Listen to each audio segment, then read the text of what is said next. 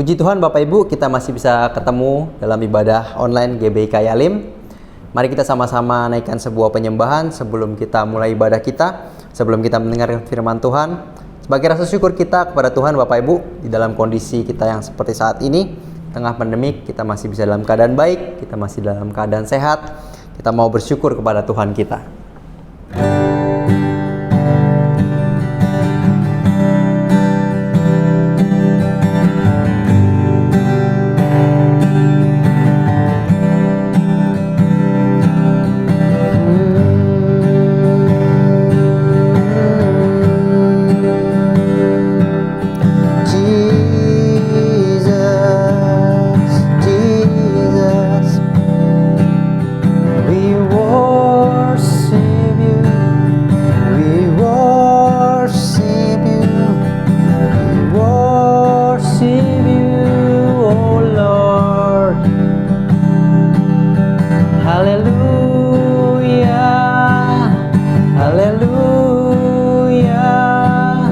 Kami datang untuk bersyukur Tuhan,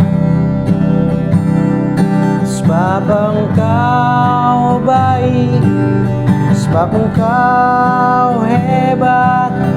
Kaulah Tuhan yang perkasa, Kau sanggup mengubah keadaanku.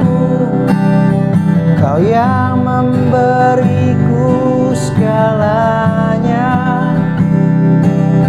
ku mau bersyukur sebab Engkau Tuhan. Haleluya.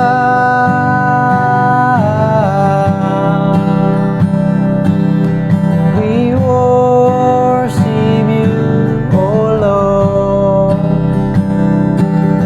We worship you, oh Lord. Kami bersyukur,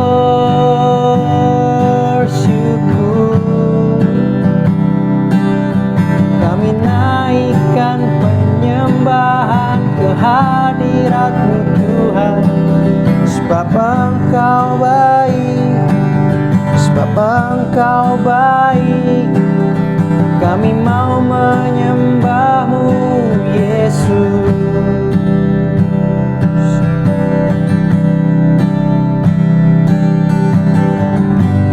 Banyak yang Kau perbuat di dalam hidupku, rancangan indah-Mu terjadi di hidupku. Bapa yang mengerti segala yang ku perlu. Kasih-Mu sempurna, nyata dalam hidupku. Ku bersyukur Bapa, ku bersyukur Tuhan, buat kasih setia-Mu di dalam hidupku. Ku bersyukur Yesus, ku bersyukur Bapa, ku bersyukur Tuhan, buat kasih setia-Mu di dalam hidupku. Ku bersyukur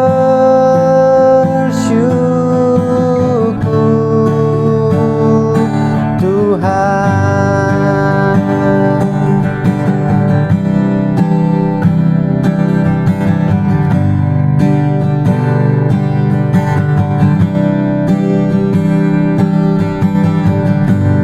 Banyak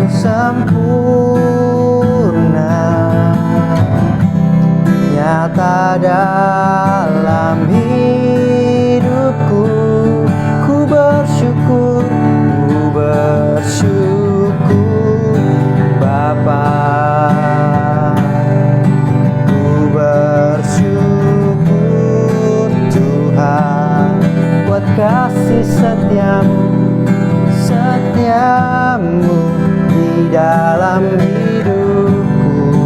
Ku bersyukur,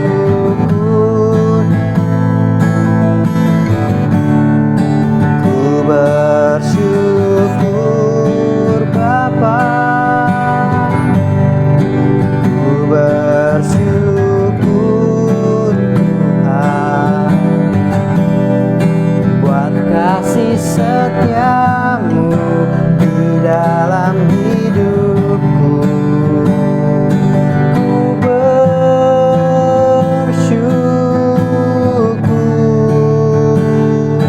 Tuhan.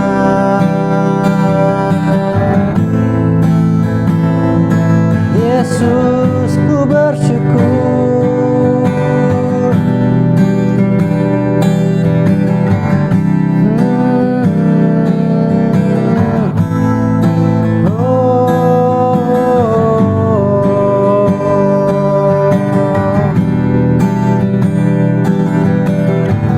Tak ada lembah kelam yang tak ku lewati tanpa hadirmu. Hatiku takkan gentar, sebab ku tahu tanganmu yang menopangku.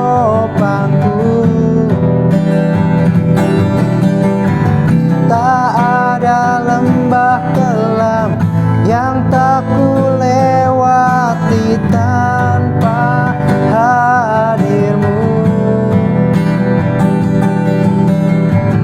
Hatiku takkan gentar, sebab ku tahu tanganmu yang menopangku.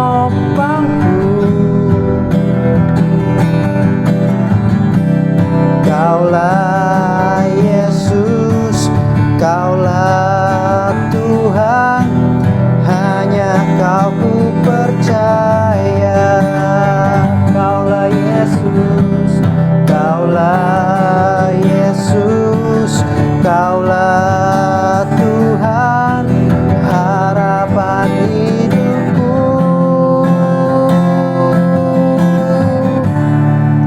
Ku bersyukur Bapa, ku bersyukur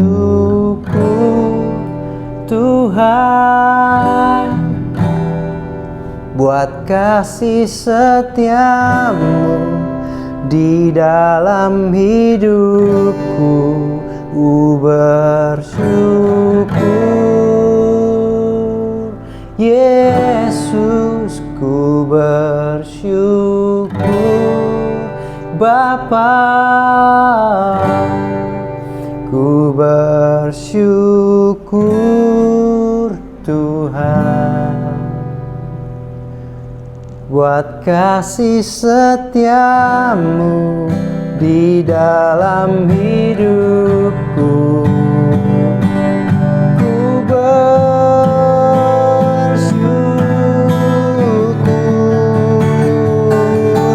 Tuhan,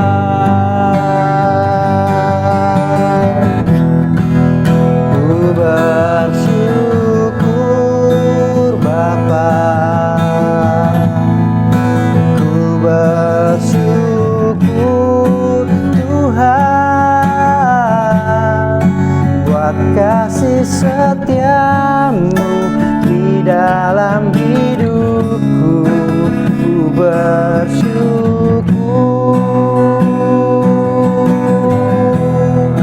ku bersyukur Bapa,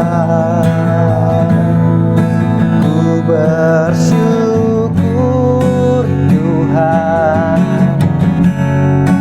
buat kasih setiamu di dalam hidupku. Ku bersyukur,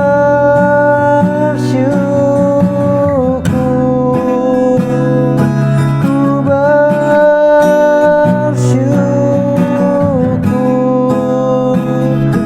ku bersyukur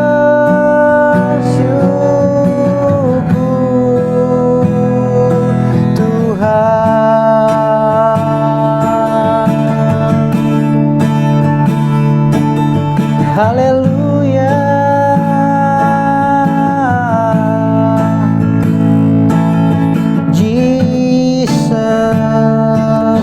Jesus, oh Lord. We worship you, oh Lord. We worship you, 'cause you are great, Jesus.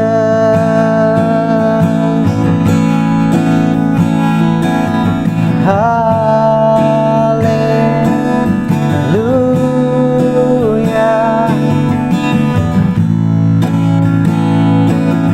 Tinggikan Engkau, hanya namamu yang layak disembah, Jesus.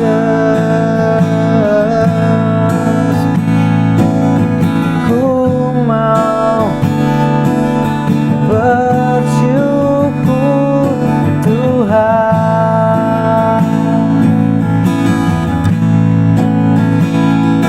Engkau layak, Engkau layak disembah,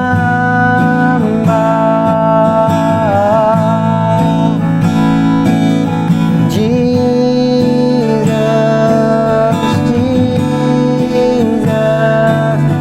We worship you, we worship you. Ku tinggikan Engkau Tuhan, sebab Kau layak. Engkau layak, Engkau layak disembah.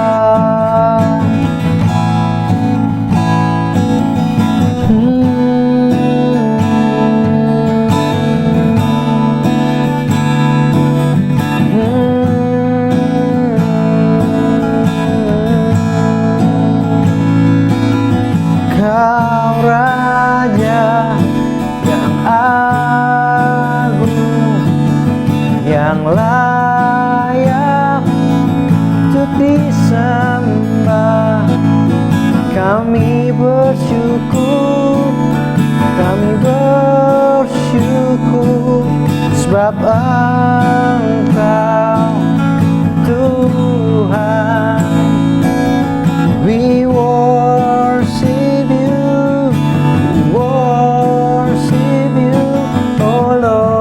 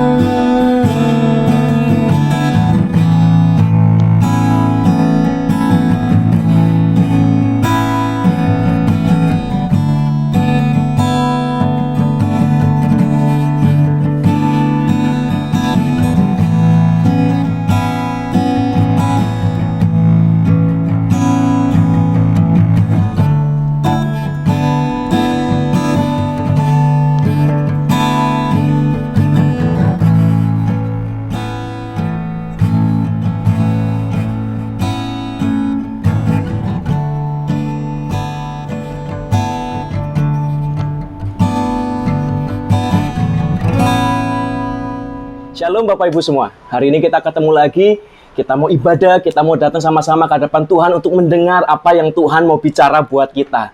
Hari ini kita akan belajar how to endure in the bad condition, dalam keadaan yang buruk.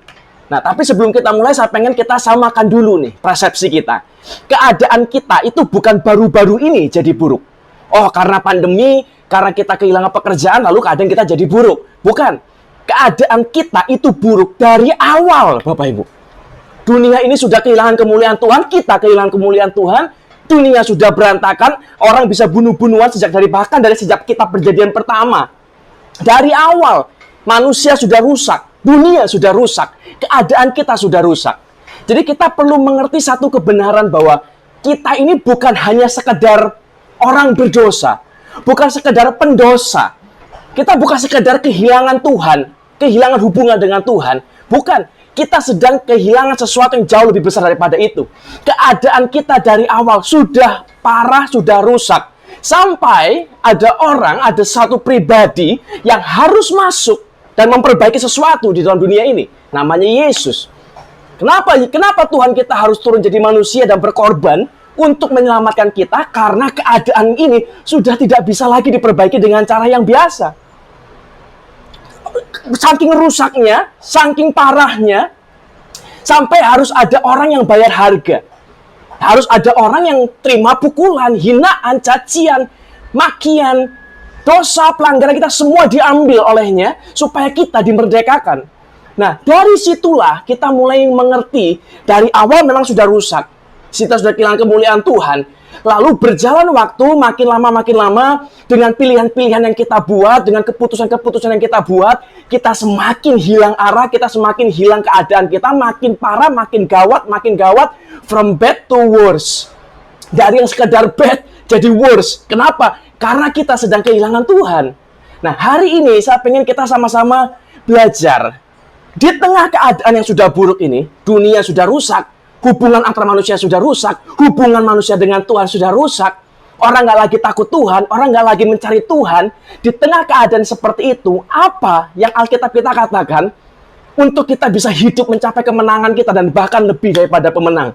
Apa yang Alkitab ajarkan? Apa yang Alkitab kita perintahkan di tengah-tengah masa-masa seperti ini? Kita belajar sama-sama ya Bapak Ibu ya. 2 Raja-Raja pasal 4 ayat yang pertama. 2 Raja-Raja pasal 4 ayat yang pertama. Salah seorang dari istri-istri para nabi mengadukan halnya kepada Elisa sambil berseru, "Hambamu suamiku sudah mati, dan engkau ini tahu bahwa hambamu itu takut akan Tuhan. Tetapi sekarang penagih hutang sudah datang untuk mengambil kedua orang anakku menjadi budaknya." Si janda ini, istri nabi ini, dia sedang dalam keadaan yang bad condition. Keuangannya berantakan, supporter hidupnya hilang, sudah meninggal, dan dia nggak punya apa-apa, dan debt collector datang. Bukan ngambil hartanya, karena sudah nggak ada harta. Mau ambil anaknya, Bapak Ibu. Nah, Anda bayangkan betapa parahnya kondisi yang sedang dia hadapi hari itu. Tapi ada sesuatu yang Alkitab kita ajarkan. Apa yang membuat dia bisa berubah dari keadaan yang bad menjadi better, menjadi lebih baik? Karena satu begini, Alkitab menulis kata-kata ini. Salah seorang dari istri para nabi mengadukan halnya kepada Elisa. Ngadu Bapak Ibu. Ngomong, dia cerita kepada Elisa.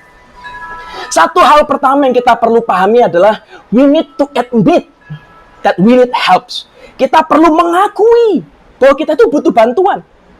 Nah, masalahnya adalah kita ini lebih suka kadang-kadang karena gengsi, kita suka menyimpan.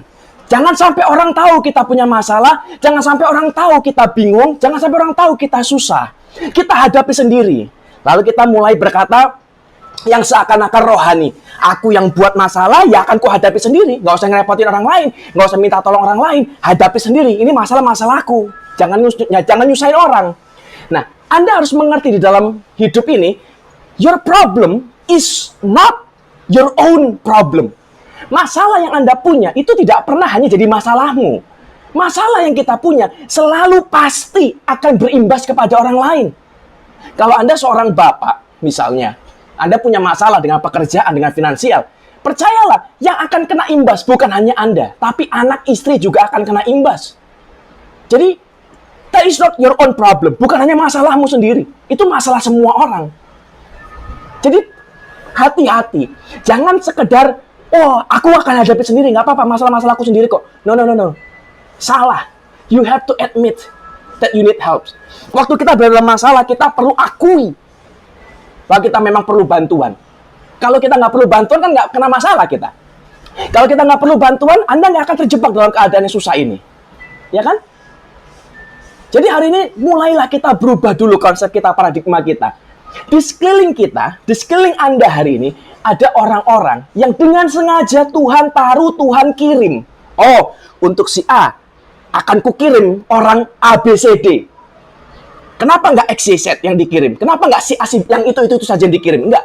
Dia pilih orang-orang spesifik untuk masuk dalam hidup Anda dan saya. Kenapa? Karena pasti orang-orang yang ditaruh Tuhan itu pasti punya peranan dan tujuan dalam hidup kita. Orang-orang inilah yang akan menolong kita, orang-orang inilah akan mengubah kita, Bapak Ibu.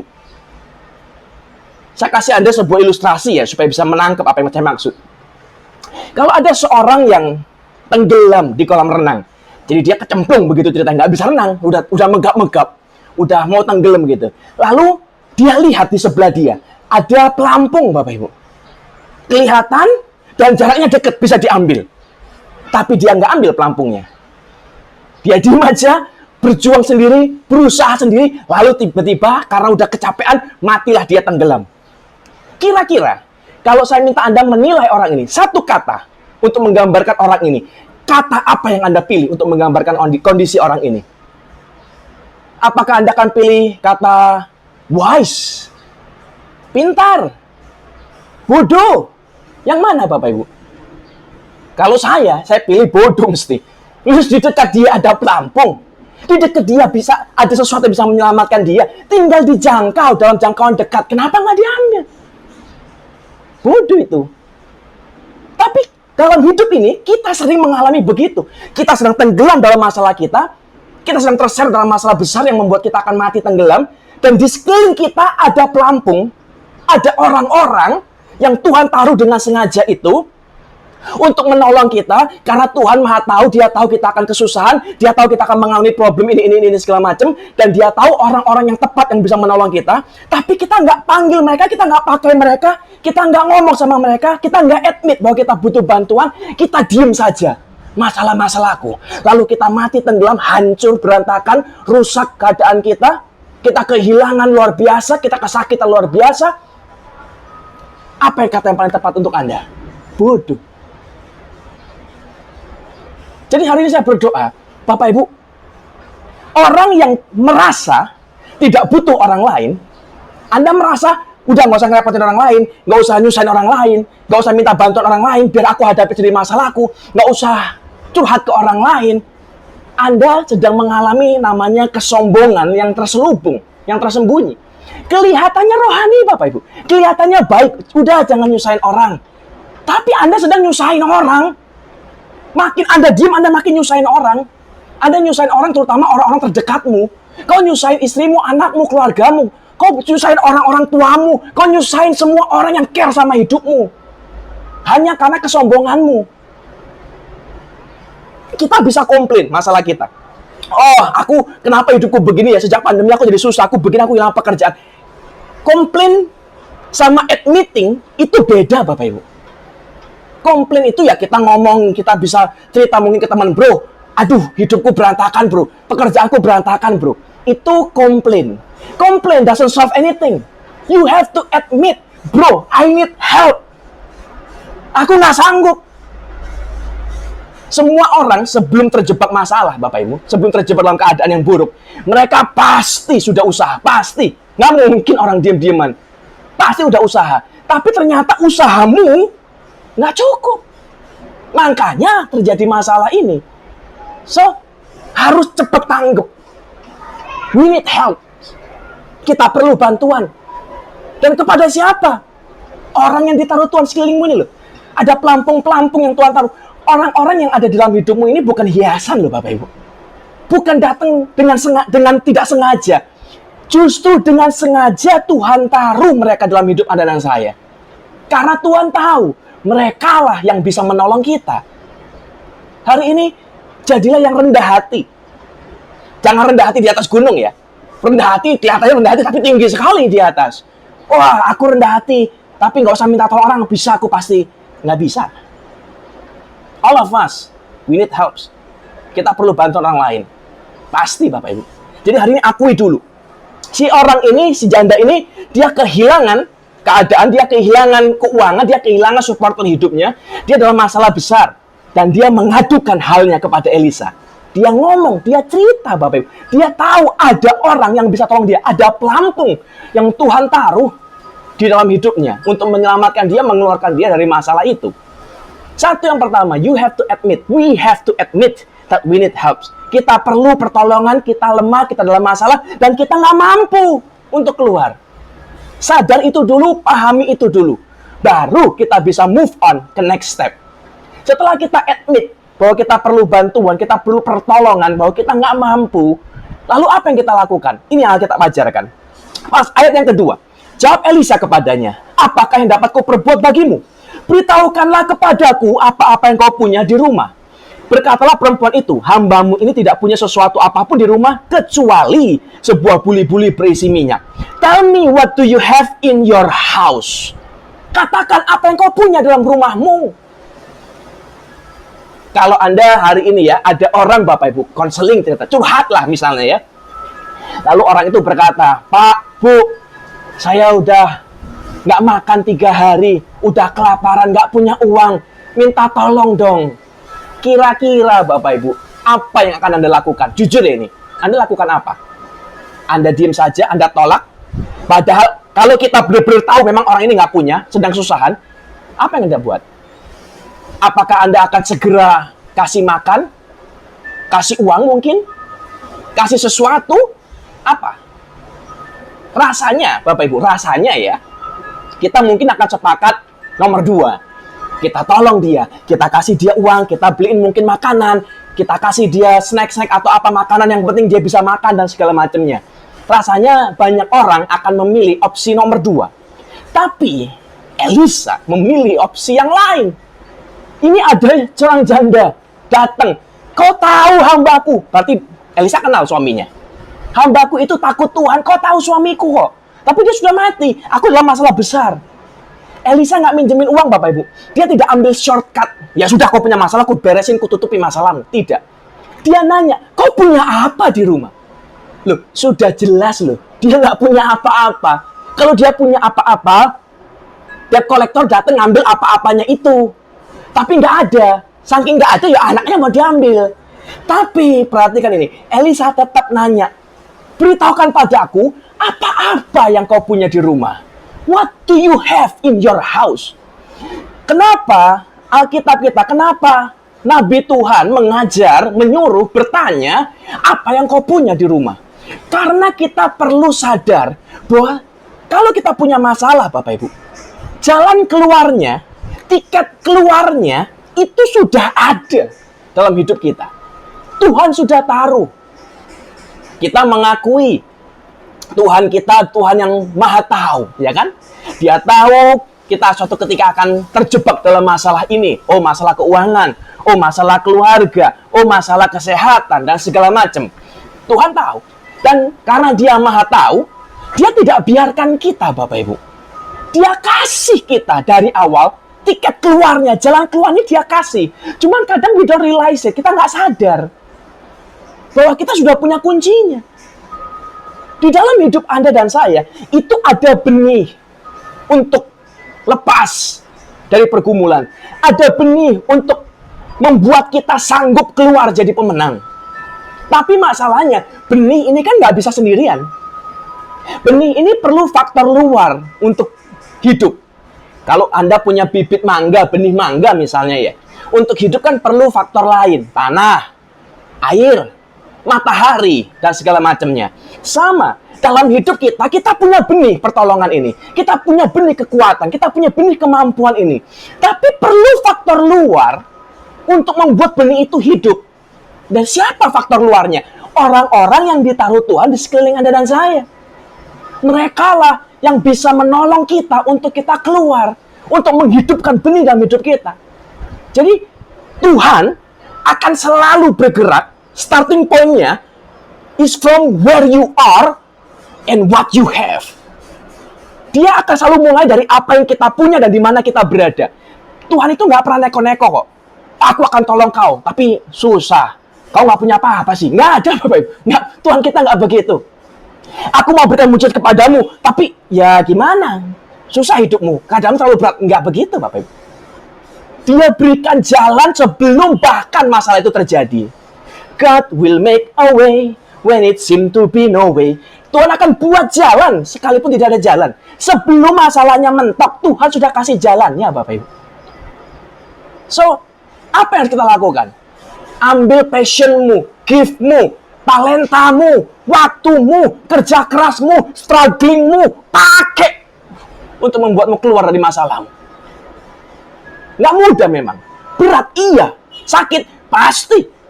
Tapi kuncinya, intinya yang penting adalah Anda dan saya, kita punya benihnya, kita punya pintunya, kita punya kuncinya, Bapak Ibu. Untuk keluar, untuk menang. Pakailah. So, what do you have in your house? Dan nggak mungkin orang nggak punya apa-apa. Saya kasih Anda sebuah ayat ya. Matius 6 ayat 33. Tetapi carilah dahulu kerajaan Allah dan kebenarannya, maka semuanya itu akan ditambahkan kepadamu. Perhatikan kata ini. Semuanya akan ditambahkan, will be added unto you, akan ditambahkan kepadamu. Kata ditambahkan berarti sebelumnya sudah ada. Kalau saya mau bilang begini, saya akan tambahin nasimu. Makan nih misalnya ya, aku tambahin nih nasinya deh. Berarti nasinya awalnya sudah ada, Bapak Ibu. Bukan piring kosong. Kalau kosong nggak ada apa-apa, itu bukan ditambah namanya, diberi. Dan Alkitab nggak menulis begini, carilah dahulu kerajaan Allah, maka aku akan memberi kepadamu. Enggak, akan ditambahkan. Artinya dari awal Tuhan sudah siapkan, sudah kasih, sudah ada, benihnya ada, bibitnya ada, modalnya ada. Tinggal ditambah. Jadi hari ini paham, you have something. Mungkin kecil memang, kelihatannya nggak seberapa, kelihatannya nggak berarti, tapi you have something. We have something. Makanya Elisa bertanya, what do you have in your house? Kita harus sanggup melihat apa yang kita punya. Jangan fokus sekedar dengan apa yang kita nggak punya. Kalau kita fokusnya dengan apa yang kita nggak punya, ya susah, Bapak Ibu. Kenapa masalahmu begini? Kenapa hidupmu berantakan? Oh, karena aku nggak punya modal, aku nggak punya kerjaan, aku nggak punya pengetahuan, nggak punya skill, aku nggak punya koneksi, aku nggak punya pengalaman, aku nggak punya mentor, aku nggak punya.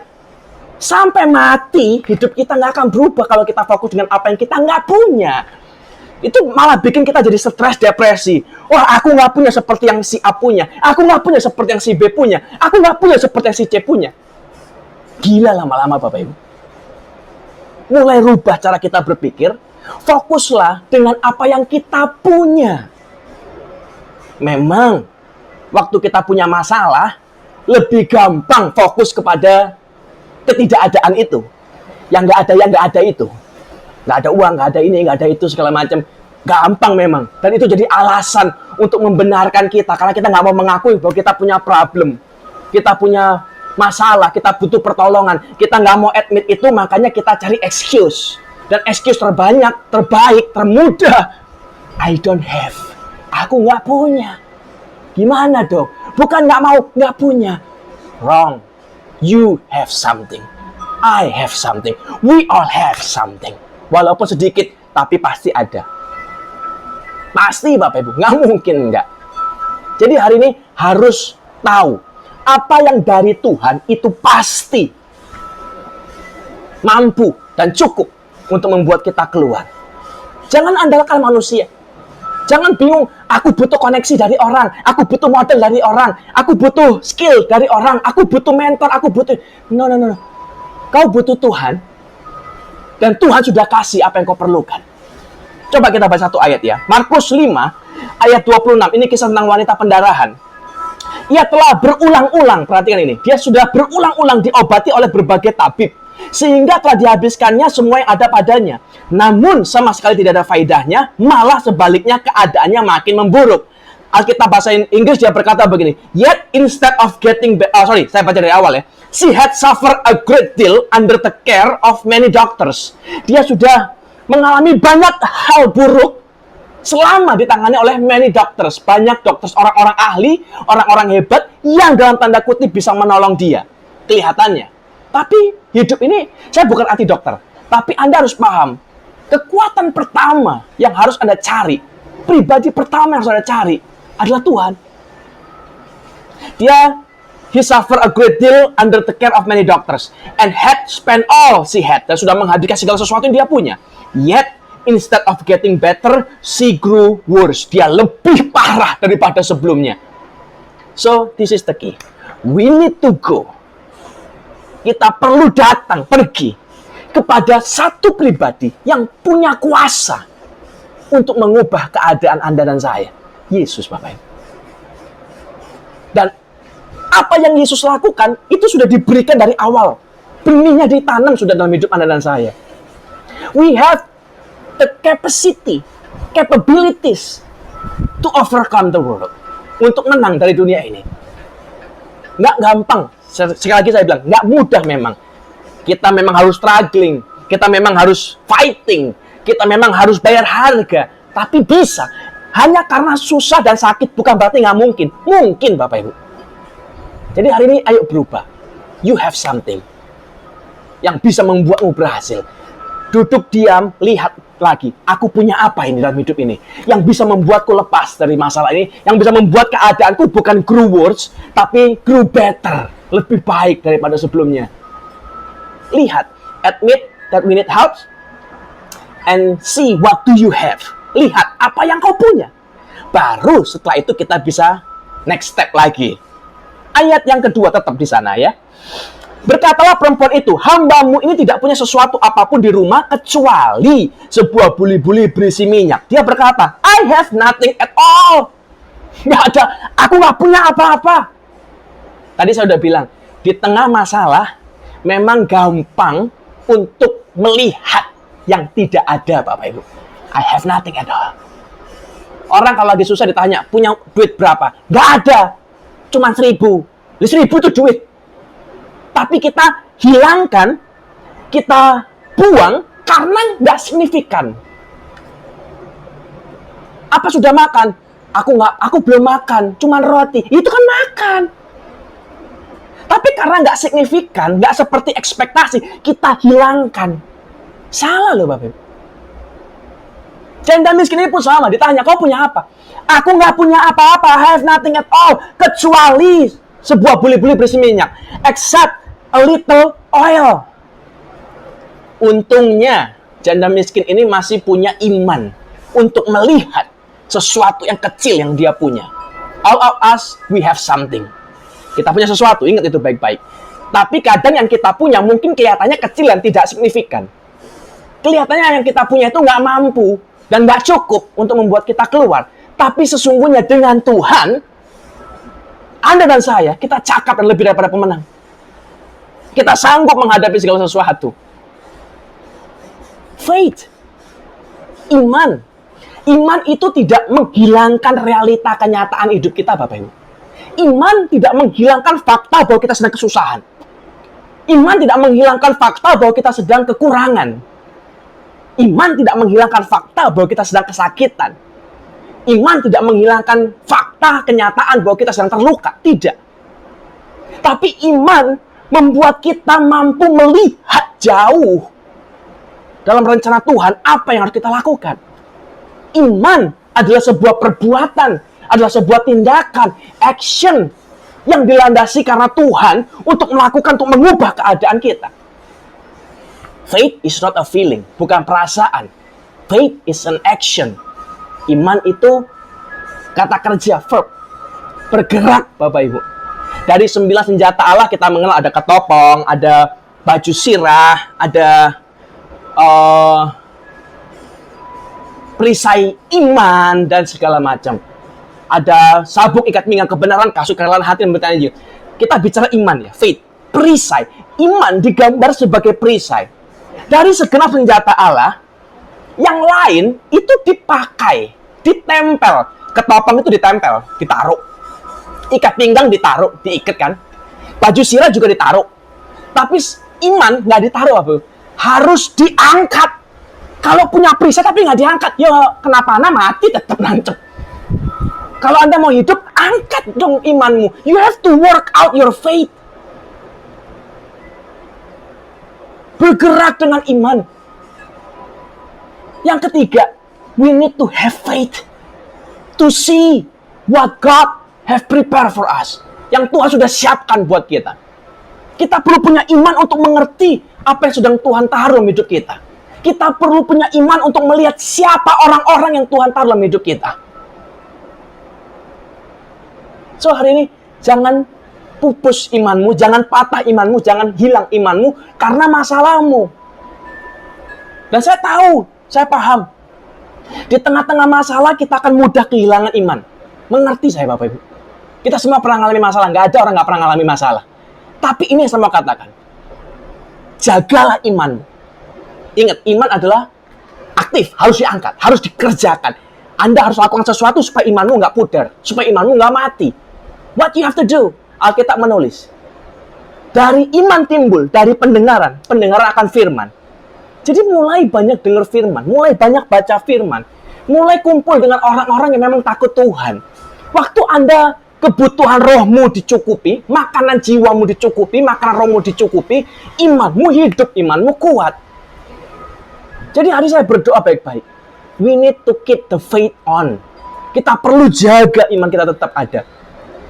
Jangan biarkan masalah, jangan biarkan pergumulan, jangan biarkan keadaan merusak kita. Get up, move on, try again, bangkit lagi. Because we have something. Walaupun kecil, but we need to be able to see what we have. Kita perlu mampu untuk melihat apa yang kita punya, walaupun bagi orang dunia tidak signifikan, atau tidak berguna, atau tidak cukup. Tapi bagi Tuhan, nothing is impossible. Tidak ada yang tidak mungkin. Hanya perlu awalnya ini loh, benihnya ini loh dulu Bapak Ibu. Tuhan bisa buat sisanya yang lain. Mujizat Tuhan itu bagian dia. Bagian kita, hidupkan benihnya. Hidupkan apa yang kau punya, siapkan apa yang kau punya ini. Baru kita bisa melangkah lagi ke next step. Admit that we need help. See what do you have. Must have faith. Punya iman harus untuk melihat apa sedang Tuhan mau kerjakan. Baru kita bisa next step lagi ke apa yang Tuhan sedang mau siapkan terakhir. Ayat 3 sampai ayat yang ke-7. Lalu berkatalah Elisa, pergilah, mintalah bejana-bejana dari luar, daripada segala tetanggamu bejana-bejana kosong, tapi jangan terlalu sedikit. Kemudian masuklah, tutuplah pintu sesudah engkau dan anak-anakmu masuk, lalu tuanglah minyak itu ke dalam segala bejana. Mana yang penuh? Angkatlah. Pergilah perempuan itu daripadanya, ditutupnyalah pintu, sesudah ia dan anak-anaknya masuk, dan anak-anaknya mendekatkan bejana-bejana kepadanya, sedang ia terus menuang.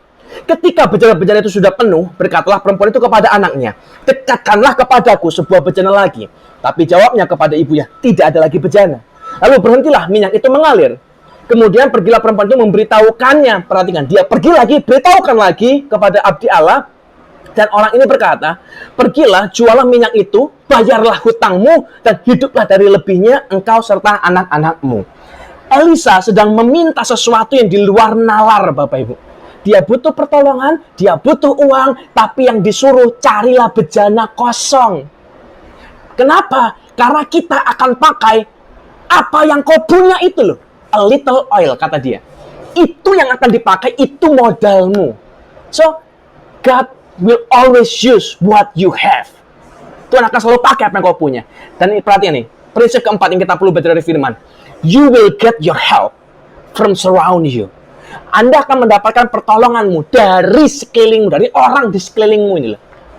Jadi kalau Anda pun perlu pertolongan, contoh, Anda sedang mengalami kesusahan keuangan, finansial misalnya. Jangan berharap tiba-tiba ada kau bangun pagi, besok tiba-tiba ada uang segebok jatuh di depan rumahmu. Nggak bakal terjadi.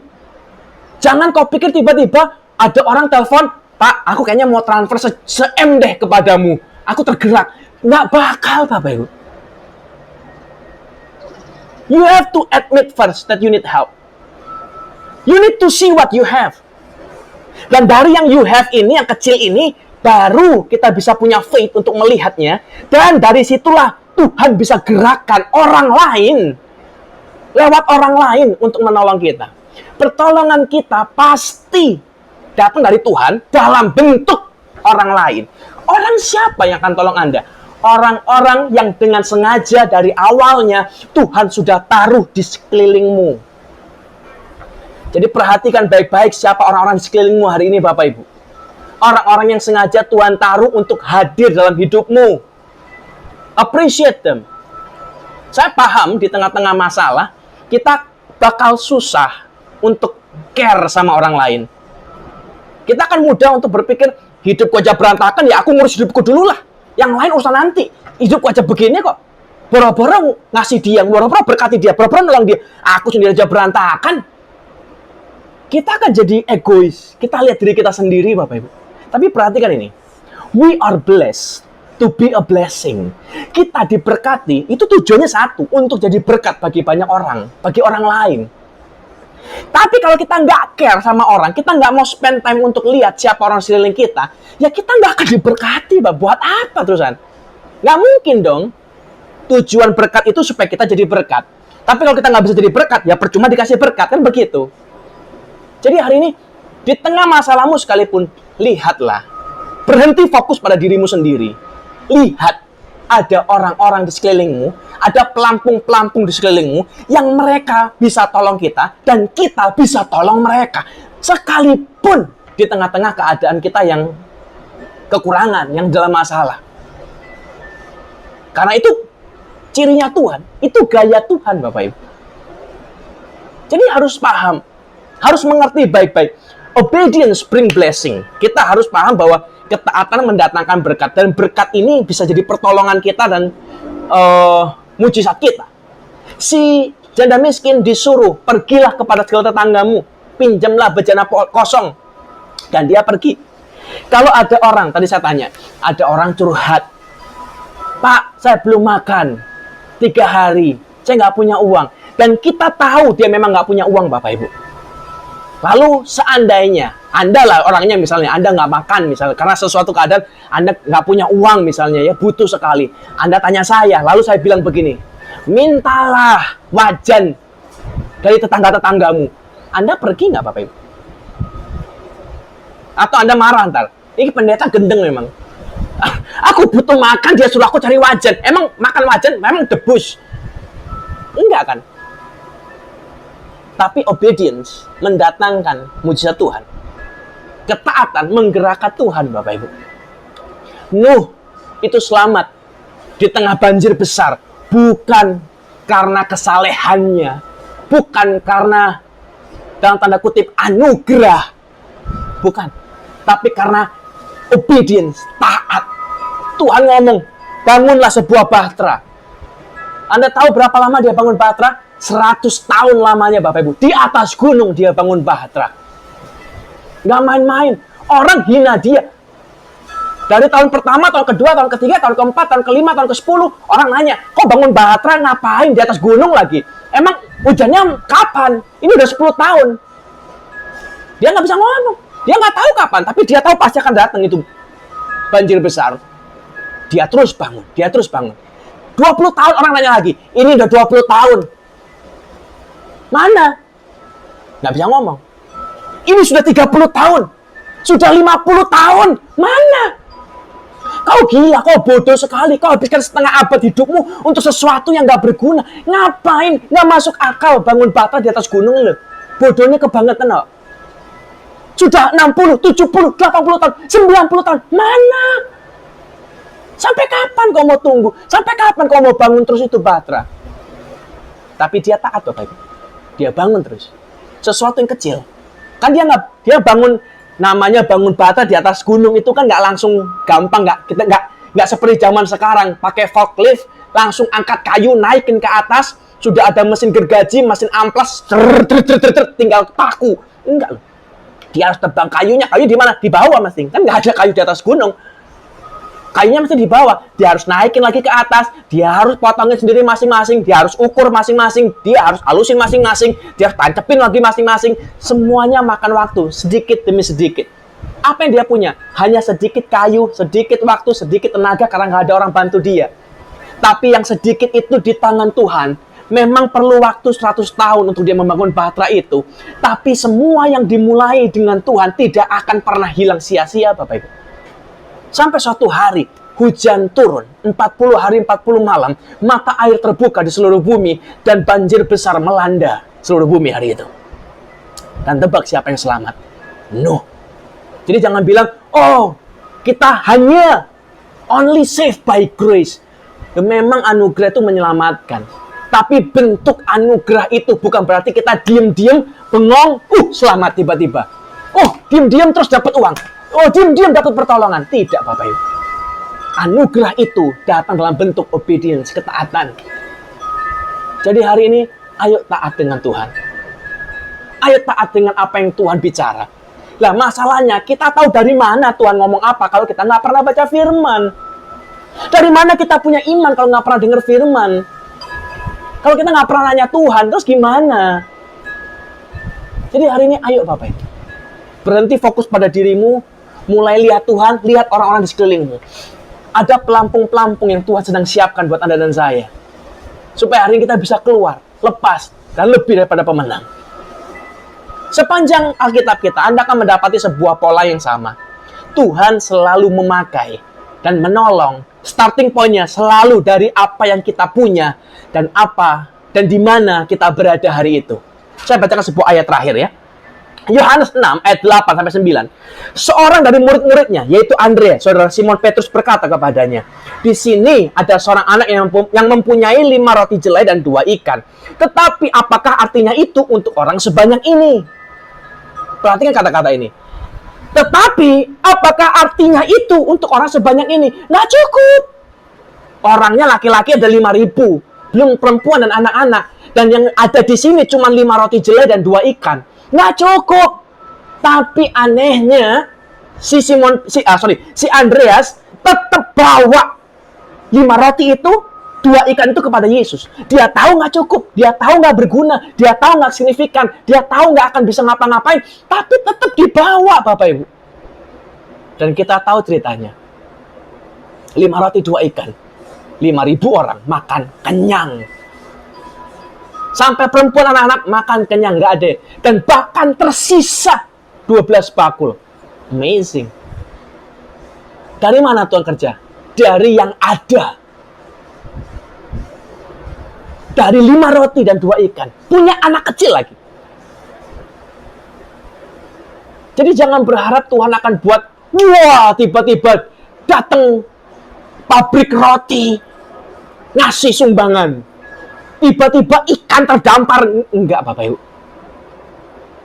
God will start in what you have and where you are at the moment.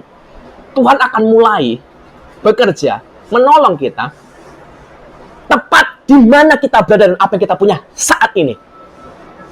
So, the question is, what do you have? Apa yang kau punya hari ini Bapak Ibu? Lihat baik-baik. Perhatikan baik-baik. What do you have? Because what you have is more than enough to make us more than a champion, than a winner. Lebih daripada pemenang. Hari saya berdoa. Admit that we need helps. Kita perlu bantuan memang. Kita lemah. Kita perlu orang lain, kita perlu Tuhan. See what we have. Lihat apa yang kita punya hari ini. Bakatkah? Pikiran kita, tenaga kita, kemampuan kita, passion kita, gift kita, struggling kita, kesusahan kita, air mata kita, apapun. Sekalipun kecil, sekalipun nggak berguna kelihatannya bagi dunia. Tuhan bisa ubah. You must have faith.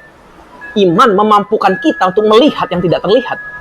Iman memampukan kita untuk melihat dan menyadari apa yang kita punya dalam Tuhan. Benihnya ada. Yang keempat, you will get your help from surround you. Jadi hari ini Bapak Ibu, jangan underestimate orang yang ada dalam hidupmu. Jangan underestimate orang-orang yang Tuhan kirim masuk dalam hidup Anda dan saya. Kenapa? Karena kita nggak tahu apa yang akan terjadi. Kita nggak tahu siapa yang ditetapkan Tuhan, yang dipilih Tuhan untuk menolongmu hari ini dari keluar dari masalahmu. Dan ingat baik-baik, your problem is not your own problem. Masalahmu tidak pernah jadi masalahmu sendiri. Jadi jangan pernah bilang, ini masalahku, aku yang buat, aku yang tanggung jawab. Kau nggak akan pernah bisa tanggung jawab sendirian. Kau yang bikin masalah mungkin iya. Tapi yang nanggung masalahmu, yang tanggung jawab masalahmu bukan hanya kau. Tapi semua orang di sekelilingmu pasti kena imbas. Jadi hari ini jangan bikin keadaan dari bad to worse. Udah berantakan, udah rusak, udah kacau, udah habis-habisan, baru minta tolong. Itu namanya bikin repot. Lah, awal-awal kok kemana? Waktu keadaan masih ringan, kok kemana? Kenapa nggak ngomong? Sekarang udah kayak begini baru ngomong. Itu kan nyusahin. Jadi hari ini jangan ada kesombongan lagi yang terselubung di antara kita. Kita memang perlu pertolongan. Yap, Akuilah, admit lah. Bicaralah dengan orang yang kau percaya. Dalam hidup ini pasti ada orang yang tahu Tuhan dalam hidupmu, orang tepat dalam hidupmu. We just need to realize siapa orangnya. Dan lebih dari situ, kita ngikuti semua apa yang Alkitab kita katakan, saya percaya pasti ada jalan keluar. From bad to be better. A better life. A better finance. A better health. A better family. Better in everything. Dan saya berdoa hari ini, Bapak Ibu, ayo bangkit lagi. Cari Tuhan. Dan nantikan apa yang Tuhan mau lakukan. Mulai dari yang kecil dalam hidup kita. Akan ada mujizat yang besar. Tuhan Yesus memberkati.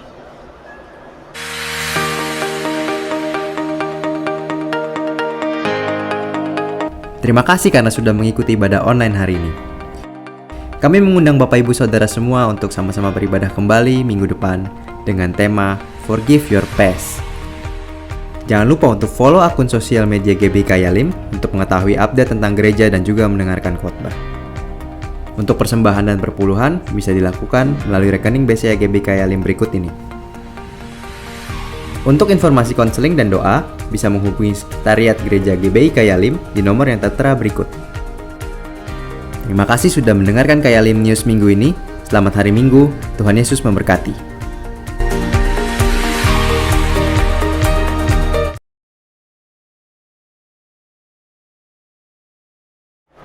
Bapak Ibu, ibadah kita sudah berakhir, tapi saya berdoa firman Tuhan tetap akan bicara buat kita. Ayo kita ubah hidup kita, makin hari makin serupa dengan Kristus, mendekati kepada apa yang dirancangkan Tuhan, rencana Tuhan dalam hidup Anda dan saya. Hari ini saya undang kita angkat tangan sama-sama di depan Tuhan dan kita katakan amin yang keras untuk setiap perkataan berkat yang akan saya lepaskan buat kita semua. Sebab amin mengikat janji Tuhan jadi nyata dalam kehidupan kita. Bapa, kami berdoa namamu, diberkatilah pekerjaan kami, diberkatilah usaha kami. Apa yang kami sentuh, yang kami kerjakan dijadikan Tuhan berhasil. Diberkatilah keluarga kami, diberkatilah kesehatan kami. Biar hari ini kami jadi orang yang naik jadi kepala bukan ekor. Kami jadi orang yang memberi bukan meminta-minta. Kami jadi orang yang kelimpahan bukan yang kekurangan. Dan kami terima berkat ini di dalam nama Allah Bapa, Allah Putra, Allah Kudus, dalam nama Yesus Kristus Tuhan. Biar kita semua percaya sama-sama. Amin. Selamat hari Minggu. Tuhan Yesus memberkati. Hanya satu katamu yang ku perlukan, firman-Mu menentukan seluruh hidupku, yang tiada kau jadikan